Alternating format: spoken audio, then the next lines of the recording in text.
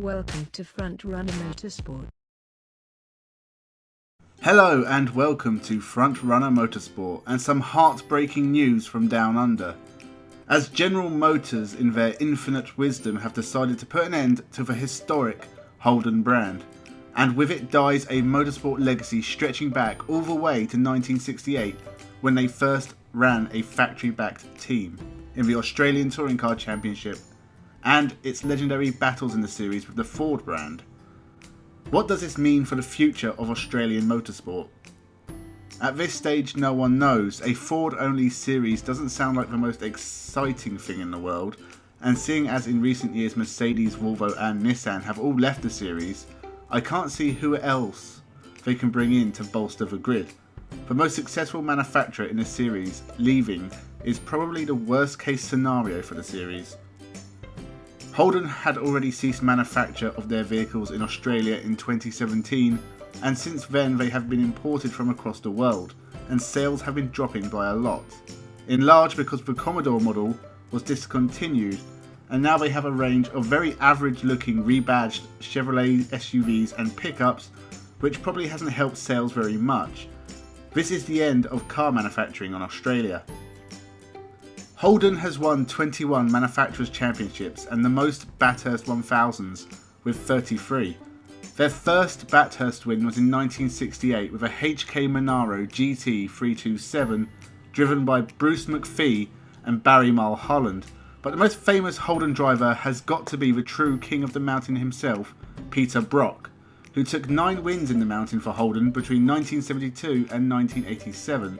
Another famous trophy is named after the man himself. But Holden has continued their success in the modern era as well, with the factory-backed Triple-8 Red Bull team. Triple-8 have been using Holdens since 2010, winning 6 Drivers' Championships and 8 Team Championships, with the majority of their success brought by Jamie Whincup, who has won 5 of those championships along with Shane Van Gisbergen.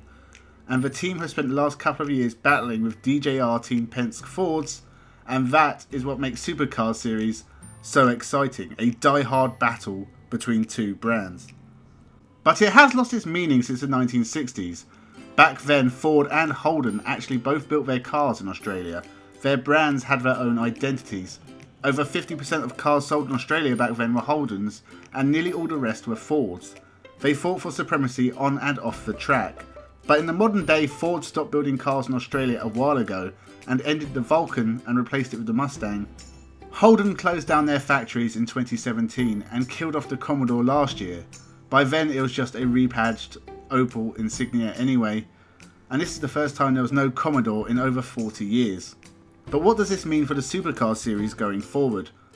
Well, Holden were committed to the sport up to 2021, and the cars are purpose-built race cars, so they could specially make the cars for the team as a last hurrah for the manufacturer in Australian motorsport.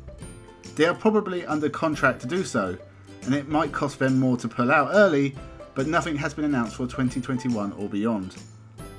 It's a problem because a majority of the field in 2020 is made up of Holdens, and it is hard to replace 17 cars with new ones. But it also provides a solution because now the organisers don't have to bend the knee to the two most important manufacturers when it comes to coming up with new regulations for the Gen 3 cars set to launch in 2022.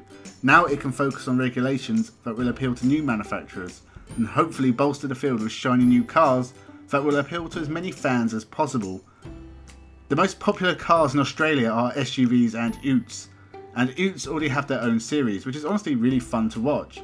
And no one wants to watch SUVs race on road tracks. They're big and bulky and not very sporty, and they're much better suited to the rallies and off-road events held in the outback. The other option would be to adopt TCR and just have small hatchbacks. TCR Australia already exists, and it wouldn't be too difficult to merge the two series, but do we need another race series with TCR regulations? They already happen all over the world, and the TCR Australia series isn't going to appeal as much as the V8s have.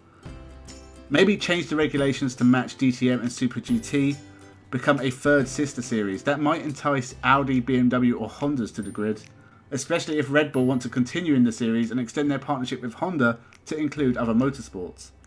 But at the moment discussions are ongoing, plans are being made, and at the end of the day it might be as simple as replacing the Commodore with a Chevrolet Camaro run by GM Motors.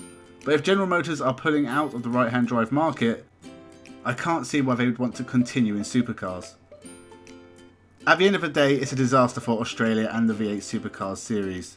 It leaves a lot of questions as to what the future holds, and it's the end of a legacy of Bathurst battles and fights for local supremacy down under, the end of Ford versus Holden, the end of Peter Brock dominating on his way to 9 Holden Bathurst 1000 wins, the end of Win-Cup winning championships in his Commodore, the end of Australian motorsport as we know it. Coming up through the cutting. They just wait for the reception that he'll receive on top of the mountain from all the fans that have assembled up there. They're waving us out. Look at the fans out on the hill waving the banners, the Australian flag. Go Commodore, go. Parsons just goes past the pit straight now, so Brock's going to do this one by himself. Acknowledging the cheers and moving off to the left-hand side of the road to allow those other cars still to continue uninterrupted, and I say that's exactly what Peter Brock's waiting for David Parsons to try and form up so they can go 1-2 across the mountain. And the crowd really giving Peter Brock a send-off. The last trip of the V8 Big Bangers, as they're called, the Group C touring cars, and Brock has done it again. 8 wins at Mount Panorama. I think the mayor of the city might even call this Mount Brock. Here he comes. Don't say this wasn't orchestrated. A 1-2 for the dealer team. Peter Brock in 0-5 comes across the line to win the 1984 James Hardy 1000. Second place will go to his dealer teammate David Parsons in the number 25 car. Thank you for watching. Please subscribe for more motorsport content. I am releasing throughout the week lots of different stuff as well now, and as we come to the start of the Formula 1 season, I have plenty to talk about, and I'd very much like you to stick around. So come back soon and have a good one.